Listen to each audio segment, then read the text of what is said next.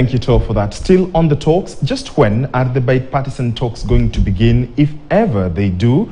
Well, that is the question among Kenyans following the formation of a 14-member team of parliamentarians to spearhead the talks. So far, signs are that both sides have hardened their positions, raising fears that the talks may not take place. And as Jeff Kirui now reports, the terms of reference for the team have not been agreed upon.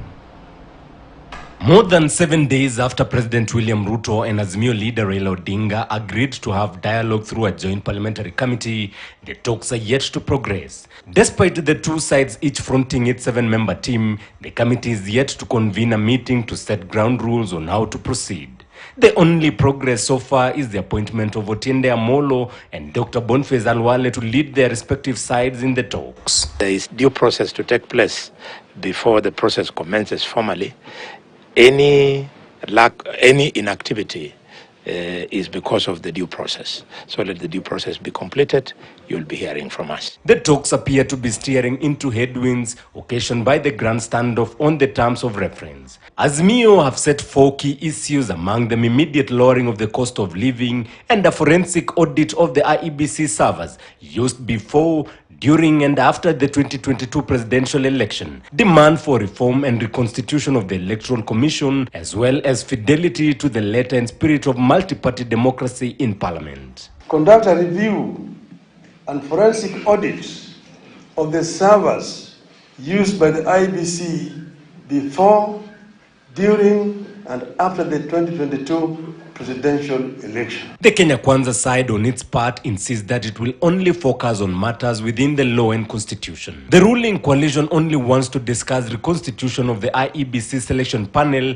currently searching for the chair and 6 other commissioners. And the instructions that our team have are to limit their conversation on matters that are of great concern to the people of Kenya, the IEBC. Key members in the Azimio side have questioned the commitment of the Kenya Kwanza to proceed with the talks. Dama Olekina in his tweet saying they are going back to the people in what he terms as lack of seriousness by the Kenya Kwanza side.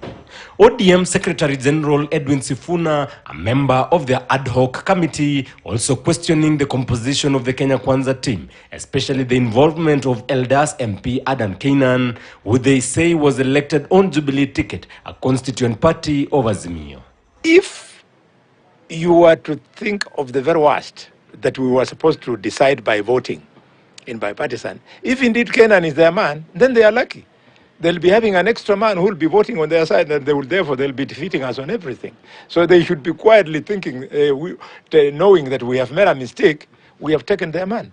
For now, the talks hang in limbo. The Azimio principals say they will go back to the people in town hall meetings set to begin on Thursday in Nairobi. Jeff Kirui, KTN News. Thank you, Jeff, for that. Elsewhere, Interior Cabinet Secretary Professor Kifure